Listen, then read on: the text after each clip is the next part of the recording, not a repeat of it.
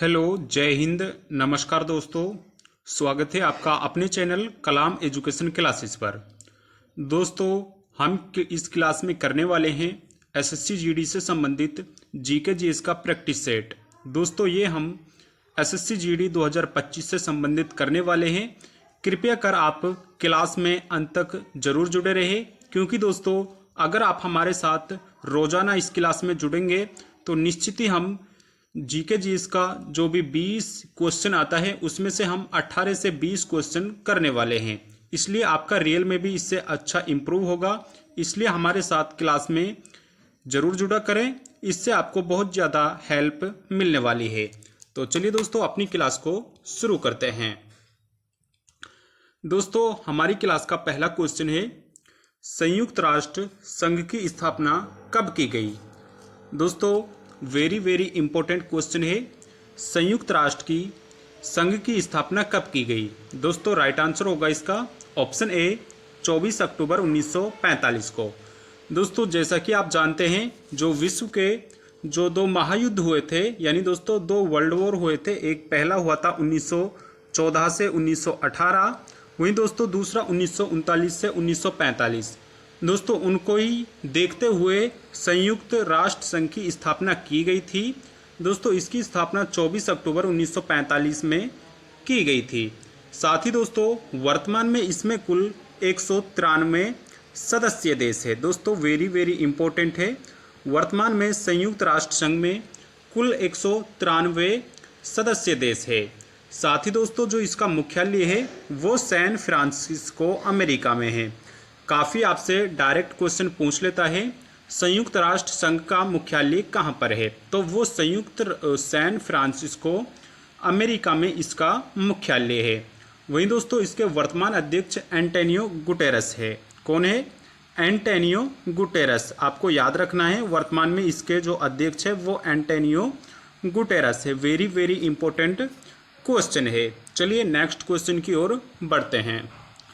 अगला क्वेश्चन है, गांधी शांति पुरस्कार की स्थापना किस वर्ष की गई। दोस्तों वेरी इंपॉर्टेंट, आप इसको मान लीजिए। गांधी शांति पुरस्कार की स्थापना कब की गई। राइट आंसर होगा ऑप्शन बी 1995। दोस्तों, गांधी शांति पुरस्कार की स्थापना गांधी जी की 125वीं जयंती पर वर्ष 1995 में की गई थी।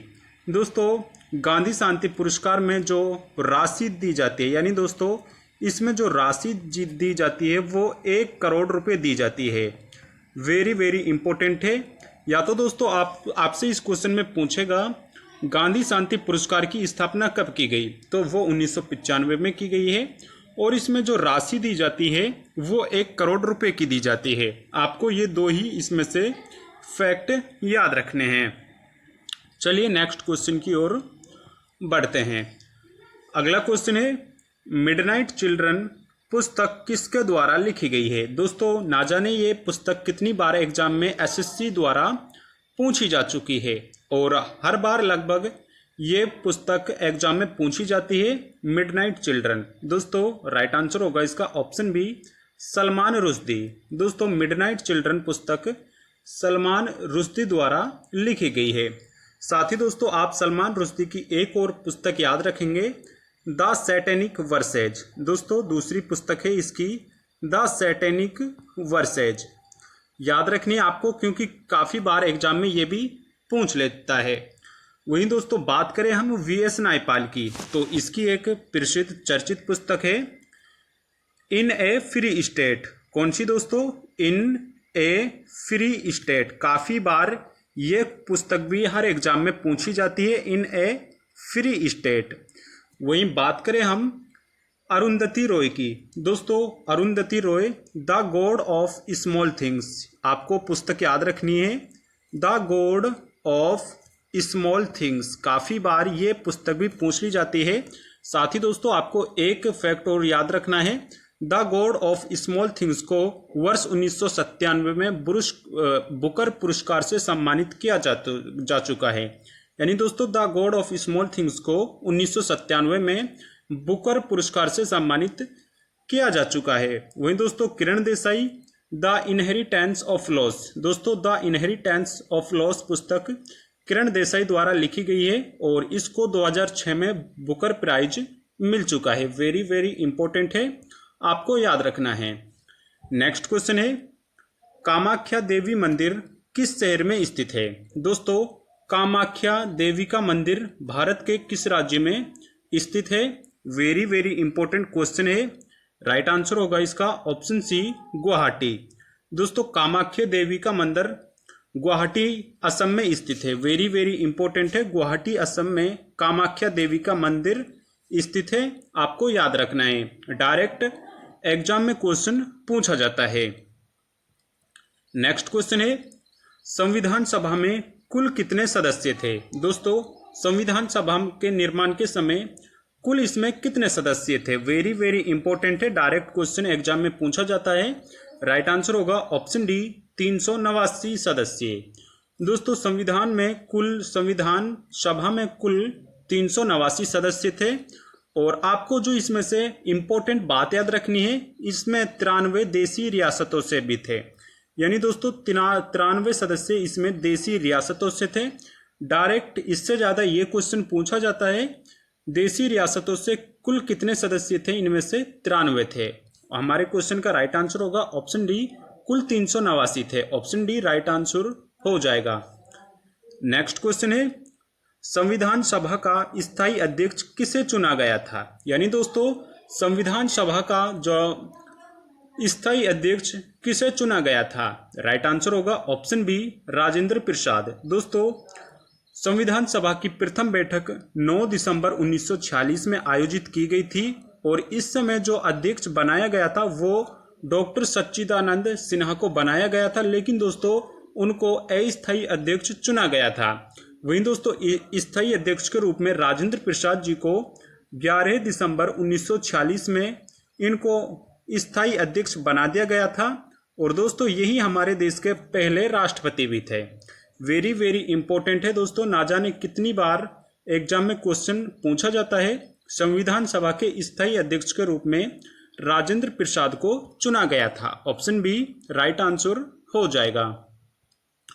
नेक्स्ट क्वेश्चन है, भारत ने संविधान को कब अंगीकार किया? दोस्तों वेरी वेरी इंपॉर्टेंट, इसमें बच्चे गलती करते हैं। भारत ने संविधान को कब अंगीकार किया? ऑप्शन ए 22 जनवरी 1947 को, 26 नवंबर 1949 को, 8 अगस्त 1947 को या 28 जुलाई 1947 को।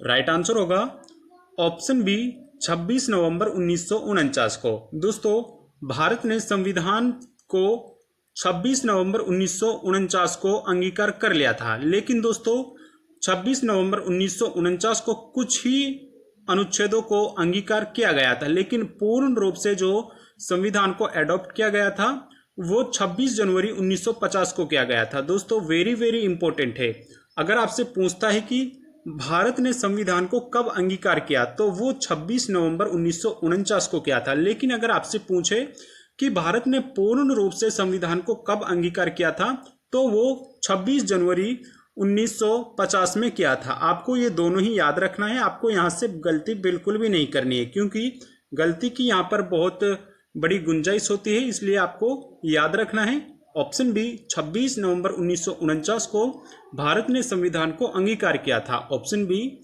राइट आंसर हो जाएगा।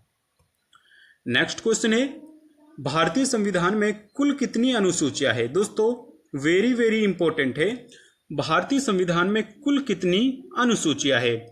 दोस्तों इसका राइट आंसर क्या होने वाला है? दोस्तों जब संविधान का निर्माण हुआ था तो उस समय कुल इसमें 8 अनुसूचियां थी, लेकिन दोस्तों वर्तमान में ये अनुसूचियां बढ़कर 8 से यहाँ पर 12 हो चुकी है। दोस्तों वर्तमान में कुल 22 नहीं है, इसकी जगह पर आप 12 कर लीजिएगा। वर्तमान में कुल 12 अनुसूचियां है। लेकिन दोस्तों अगर आपसे पूछता है कि संविधान के निर्माण के समय कितनी अनुसूचियां थी तो उस समय 8 थी, लेकिन दोस्तों अब ये बढ़कर कुल 12 अनुसूचियां हो चुकी है। 12 आपको इसका राइट आंसर करना है। नेक्स्ट क्वेश्चन है, मनके बनाने के कारखाने किस स्थल से प्राप्त हुए हैं? दोस्तों वेरी वेरी इंपॉर्टेंट है, हड़प्पा सभ्यता में मनके बनाने के जो कारखाने हैं वो हमें किस स्थल से प्राप्त हुए हैं? राइट आंसर होगा ऑप्शन बी चनहुदड़ो। दोस्तों चनहुदड़ो ये स्थल पाकिस्तान में स्थित है। इससे हमें मनके बनाने के कारखाने प्राप्त हुए हैं। वेरी वेरी इंपॉर्टेंट है, मनके बनाने के कारखाने हमको चनहुदड़ो स्थल से प्राप्त हुए हैं जो कि पाकिस्तान में स्थित है। वहीं दोस्तों बात करें हम राखीगढ़ी की, तो यह भारत में हड़प्पा सभ्यता का सबसे बड़ा स्थल है। दोस्तों भारत में हड़प्पा सभ्यता का सबसे बड़ा स्थल राखीगढ़ी है और यह भारत में हरियाणा राज्य में स्थित है। दोस्तों चनहुदड़ो ये पाकिस्तान में स्थित है जहां से हमें मनके बनाने के कारखाने प्राप्त हुए हैं। हड़प्पा दोस्तों ये पाकिस्तान में स्थित है और रावी नदी के तट पर है। याद रखना है आपको, रावी नदी के तट पर है। यहाँ से हमें कांसे की मूर्ति भी प्राप्त हुई है। वहीं दोस्तों कालीबंगा, यहाँ से हमें ऊंटों के साक्ष्य, दोस्तों यहाँ से हमें ऊंटों के साक्ष्य प्राप्त हुए हैं और ये भी हमारे लिए, और कालीबंगा से साथ ही हमें हवन कुंड, दोस्तों हवन कुंड हमें कहाँ से प्राप्त हुए हैं और जुते हुए खेतों के साक्ष्य हमें कालीबंगा से प्राप्त हुए हैं। हमारे क्वेश्चन का राइट आंसर होगा ऑप्शन बी चनहुदड़ो। चलिए नेक्स्ट क्वेश्चन की ओर बढ़ते हैं। नेक्स्ट क्वेश्चन है सिंधु घाटी सभ्यता की खोज किसके द्वारा की गई। दोस्तों इंपॉर्टेंट नहीं, वेरी वेरी इंपॉर्टेंट है। सिंधु घाटी सभ्यता की खोज किसके द्वारा की गई थी। राइट आंसर होगा ऑप्शन ए दयाराम साहनी। दोस्तों दयाराम साहनी द्वारा हड़प्पा सभ्यता की खुदाई की गई थी। दोस्तों ये वर्ष 1921 में दयाराम साहनी द्वारा की गई थी और इन्होंने हड़प्पा स्थल था उसका इन्होंने उत्खनन किया था और दयाराम साहनी को ही सिंधु घाटी सभ्यता की खोज का श्रेय दिया जाता है। वहीं दोस्तों 1922 में दूसरा स्थल यहाँ पर सिंधु जो मोहनजोदड़ो था उसका जो उत्खनन हुआ था वो 1922 में राखल दास बनर्जी द्वारा किया गया था। याद रखना है आपको, सिंधु घाटी सभ्यता की खोज दयाराम साहनी द्वारा 1921 में इसका उत्खनन कार्य प्रारंभ किया गया था। ऑप्शन ए राइट आंसर हो जाएगा। नेक्स्ट क्वेश्चन है जैन धर्म में कुल कितने तीर्थकर हुए। दोस्तों जैन धर्म के अंदर कुल कितने तीर्थकर हुए थे। राइट आंसर होगा ऑप्शन बी 24 तीर्थकर। दोस्तों जैन धर्म में कुल 24 तीर्थकर हुए थे। वहीं इनमें जो पहला तीर्थकर था वो भगवान ऋषभदेव था। दोस्तों जैन धर्म का जो प्रथम तीर्थकर था वो भगवान ऋषभदेव था और जो अंतिम इनमें तीर्थकर हुए थे वो वर्धमान महावीर हुए थे। दोस्तों जो 24वें तीर्थकर थे वो वर्धमान महावीर थे और इसके बाद में फिर जैन धर्म में कोई तीर्थकर नहीं हुआ। अंतिम वर्धमान महावीर थे और पहले ऋषभदेव थे। आपको याद रखना है जैन धर्म में कुल 24 हुए, उनमें से पहले ऋषभदेव और 24वें वे अंतिम वर्धमान महावीर थे। ऑप्शन बी राइट आंसर हो जाएगा। नेक्स्ट क्वेश्चन है एशिया का ज्योतिपुंज किसे कहा जाता है। दोस्तों लाइट ऑफ एशिया पूछे आपसे या एशिया का ज्योतिपुंज पूछे तो वो भगवान महात्मा बुद्ध को कहा जाता है। दोस्तों एशिया का ज्योतिपुंज भगवान महात्मा बुद्ध को कहा जाता है। दोस्तों महाबुद्ध का जो जन्म हुआ वो 563 ईसा पूर्व में लुम्बिनी नेपाल में हुआ। तो दोस्तों कहाँ पर, 563 ईसा पूर्व में लुम्बिनी नेपाल में। डायरेक्ट क्वेश्चन पूछ लिया जाता है आपसे। और जो इनकी मृत्यु हुई थी वो 483 ईसा पूर्व में दोस्तों कुशीनगर में हुई थी। कहाँ पर, कुशीनगर में इनकी मृत्यु हुई थी। वहीं दोस्तों अगर बात करें हम महात्मा बुद्ध की तो महात्मा बुद्ध के जो पिता का नाम था वो राजा शुद्धोधन था और वो शाक्य वंश से संबंध रखते थे। वहीं दोस्तों भगवान महात्मा बुद्ध की माँ का नाम महामाया था और वो कोलिय गणराज्य से संबंधित थी। आपको याद रखना है। और दोस्तों महात्मा बुद्ध का जो पालन पोषण किया था वो इनकी मौसी महाप्रजापति गौतमी के द्वारा किया गया था। वेरी वेरी इंपॉर्टेंट क्वेश्चन हो जाता है। नेक्स्ट क्वेश्चन है विश्व का सबसे बड़ा महाद्वीप निम्न में से कौन सा है। दोस्तों विश्व में कुल 7 महाद्वीप है और इनमें से सबसे बड़ा महाद्वीप निम्न में से कौन सा है। राइट आंसर होगा ऑप्शन सी एशिया महाद्वीप। दोस्तों एशिया महाद्वीप जनसंख्या की दृष्टि से एवं क्षेत्रफल की दृष्टि से विश्व का सबसे बड़ा महाद्वीप है। वहीं दोस्तों बात करें दूसरे सबसे बड़े महाद्वीप की, तो वो अफ्रीका महाद्वीप है। आपको याद रखना है, हमारे क्वेश्चन का राइट आंसर होगा ऑप्शन सी, एशिया महाद्वीप। नेक्स्ट क्वेश्चन है, भारत का उत्तर से दक्षिण में विस्तार कितना है। दोस्तों अगर हम बात करें भारत की, यानी दोस्तों ये रहा हमारा भारत, और जो इसकी, चलिए अच्छे से बना लेते हैं भारत के नक्शे को। दोस्तों मान लीजिए ये हमारा भारत देश है, और जो इसकी उत्तर से दक्षिण की यहाँ पर लंबाई है वो इसकी 3214 किलोमीटर है। वहीं दोस्तों बात करें हम पूर्व से पश्चिम की ओर, तो ये 2933 किलोमीटर है। राइट आंसर होगा हमारा ऑप्शन बी, 3214 किलोमीटर दक्षिण, उत्तर से दक्षिण की ओर विस्तार है। और वहीं अगर हम पूर्व से पश्चिम करें तो वो 2933 किलोमीटर है। आपको दोनों ही याद रखने हैं। ऑप्शन बी 3214 राइट आंसर हो जाएगा। नेक्स्ट क्वेश्चन है, भारत का सबसे लंबी तटरेखा वाला राज्य कौन सा है। दोस्तों वेरी वेरी इंपॉर्टेंट है। सबसे पहले दोस्तों जो वेरी वेरी इंपॉर्टेंट इसमें से क्वेश्चन बनता है वो बनता है कि भारत के कुल कितने राज्य तटरेखा यानी समुद्र से अपनी सीमा बनाते हैं। तो ये सबसे बड़ा क्वेश्चन हो जाता है। तो उसका राइट आंसर होगा 9 राज्य कुल तटरेखा वाले राज्य हैं, और इनमें जो सबसे बड़ी सीमा बनाता है वो गुजरात राज्य बनाता है। दोस्तों कुल 1600 किलोमीटर की तटरेखा ये गुजरात राज्य समुद्रों से बनाता है। ऑप्शन बी राइट आंसर हो जाएगा। वहीं दोस्तों जो सबसे कम लंबाई वाली तटरेखा राज्य बनाता है तो वो गोवा राज्य बनाता है। मात्र 131 किलोमीटर की ये तटरेखा समुद्र के साथ बनाता है। वेरी वेरी इंपॉर्टेंट है, दोनों ही क्वेश्चन आपको याद रखने हैं। नेक्स्ट क्वेश्चन है, भारत का सबसे लंबी तटरेखा वाला राज्य है। दोस्तों ये फिर से वही क्वेश्चन रिपीट हो चुका है।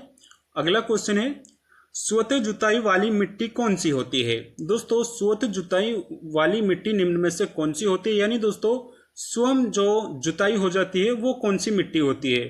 तो वो काली मिट्टी होती है। ऑप्शन डी राइट आंसर होगा। वहीं दोस्तों ये कपास के लिए सबसे ज्यादा प्रयुक्त होती है। वेरी वेरी इंपॉर्टेंट है। काली मिट्टी को ही कपासी मिट्टी भी कहा जाता है, और स्वतः जुताई वाली मिट्टी भी काली मिट्टी को ही कहा जाता है। नेक्स्ट क्वेश्चन है, भारत में राष्ट्रीय आय का प्रथम अनुमान किसने लगाया था।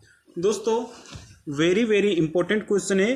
वर्ष 1867-68 में जो भारतीय राष्ट्रीय आय का प्रथम अनुमान लगाया गया था वो दादा भाई नौरोजी द्वारा लगाया गया था। ऑप्शन बी दादा भाई नौरोजी राइट आंसर हो जाएगा। इनको ही भारत के द ग्रैंड ओल्ड मैन भी कहा जाता है। इन्होंने दोस्तों धन निष्कासन का सिद्धांत दिया था, और यही भारत के यहाँ पर प्रथम राष्ट्रीय आय के अनुमान लगाने वाले व्यक्ति थे। ऑप्शन बी राइट आंसर हो जाएगा। नेक्स्ट क्वेश्चन है, द्वितीय पंचवर्षीय योजना किस मॉडल पर आधारित थी। दोस्तों द्वितीय पंचवर्षीय योजना जिसका कार्यकाल 1956 से 1961 तक रहा था, और जो इसका आधार था वो पीसी महालनोबिस मॉडल पर इनको अपनाया गया था। साथ ही दोस्तों इसमें उद्योगों पर सबसे ज्यादा बल दिया गया था। ऑप्शन बी राइट आंसर हो जाएगा। नेक्स्ट क्वेश्चन है, जीव विज्ञान का जनक किसे माना जाता है। दोस्तों वेरी वेरी इंपॉर्टेंट, आप इस पर लिख लीजिए, जीव विज्ञान का जनक किसको माना जाता है। राइट आंसर होगा ऑप्शन ए अरस्तु को। दोस्तों अरस्तु को जीव विज्ञान का जनक माना जाता है। ऑप्शन ए राइट आंसर हो जाएगा। वहीं दोस्तों हमारी क्लास का अंतिम क्वेश्चन है, मानव शरीर की सबसे बड़ी ग्रंथि कौन सी होती है। आपको इसका आंसर कमेंट बॉक्स में करके बताना है। मानव शरीर की सबसे बड़ी ग्रंथि कौन सी होती है। साथ ही आपको बताना है कि आपको क्लास कैसी लगी, और अपने दोस्तों के साथ भी क्लास को जरूर साझा करें। तो दोस्तों कमेंट करके इसका आंसर जरूर करें। धन्यवाद।